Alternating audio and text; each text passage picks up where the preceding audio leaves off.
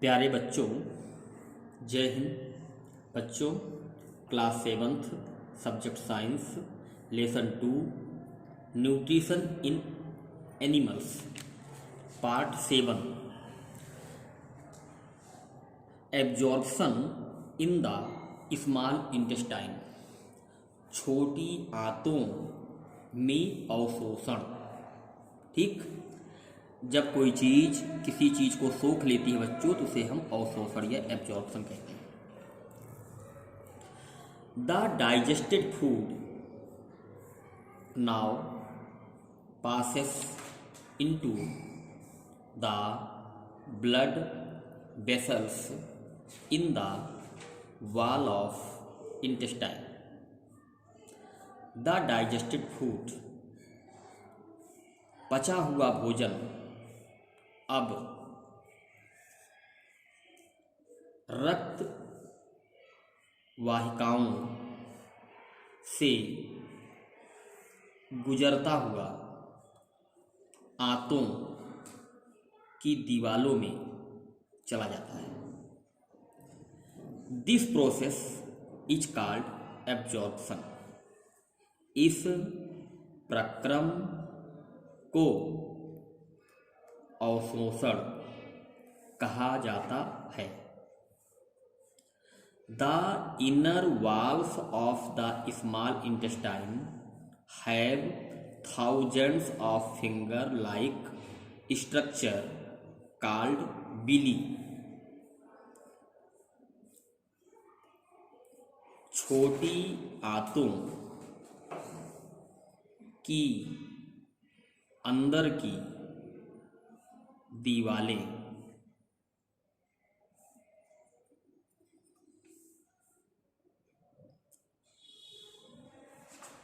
उंगली हजारों उंगली की तरह, इनकी बनावट कहती है, इनकी बनावट हजारों उंगली की तरह है। ऐसे ऐसे इनकी बनावट अंदर की ऐसे जैसे उंगली है। इसे बिली कहा जाता है। कैन यू गेस, क्या आप अंदाजा लगा सकते हैं कि the role of villi could be in the intestine. क्या आप अंदाजा लगा सकते हैं कि बिली का आंतों में क्या भूमिका हो सकती है? The villi increase the surface area of walls. Villi आंतों की सतह क्षेत्र को बढ़ा देती है। 10 इस प्रकार making the process of absorption more efficient. इस प्रकार अवशोषण का प्रक्रम अधिक प्रभावशाली बन जाता है। Each villi has network of thin. प्रत्येक बिली का नेटवर्क मतलब जाल बहुत पतला होता है। And small blood vessels close to its surface. और छोटी रक्त वाहिकाएं बिली की सतह में समाप्त हो जाती हैं या बंद हो जाती हैं। The surface of the villi absorbs the digested food material. Villi की सतह पचे हुए भोज्य पदार्थों को अवशोषित कर लेती है, अर्थात सोख लेती है। The absorbed substances are transported via the blood vessels to different organs of the body. Absorbed substances, अवशेषित हुए सोखे हुए तत्व रक्त वाहिकाओं रक्तवाहिकाओं के द्वारा शरीर के विभिन्न अंगों में पहुंचा दिया जाता है। ट्रांसपोर्टेड माने पहुंचा दिया जाता है। Where they are use to build complex substances, जहां पर जटिल तत्वों का प्रयोग होता है और बनता भी है।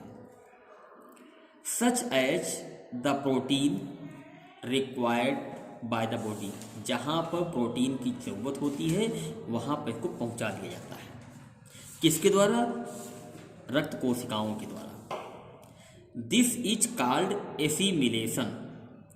इन सभी प्रक्रम को एसिमिलेशन कहते हैं। इन द सेल, कोशिकाएं glucose breakdown with the help of oxygen, कोशिकाएं ऑक्सीजन की सहायता से ग्लूकोज को तोड़ डालती हैं, अर्थात को जला देती हैं, और जलाने के बाद ये कार्बन डाइऑक्साइड, पानी और ऊर्जा इनसे निकलती है। अर्थात कोशिकाएं ऑक्सीजन की सहायता से ग्लूकोज को तोड़ती हैं और जलाती हैं। तो इसके दौरान क्या होता है? कार्बन डाइऑक्साइड, पानी और ऊर्जा निकलती है। किससे? ग्लूकोज से। The food that remain undigested, वह भोजन जो हजम नहीं हो पाता, एंड अनएब्जॉर्ब, और जो जिसको छोटी आंतें सोख नहीं पाती हैं, inter into the large intestine, तो वो बड़ी आंतों में चला जाता है। Large intestine, the large intestine is comparatively wider and shorter than small intestine. बड़ी आंतें छोटी आंतों की तुलना में चौड़ी और छोटी होती हैं। It is about 1.5 metre in length. बड़ी आंतों की लंबाई 1.5 मीटर होती है। इन लार्ज इंटेस्टाइन, बड़ी आंतें water and some salt from the undigested food material और एब्जॉर्ब। बड़ी आंतें बिना पचे हुए भोज्य पदार्थों से पानी और कुछ नमक का अवशोषण करती हैं। The remaining waste passes into the rectum, और जो वेस्ट बच जाता है, गंदगी जो बच जाती है शरीर में, वो रेक्टम, मलाशय में चली जाती है।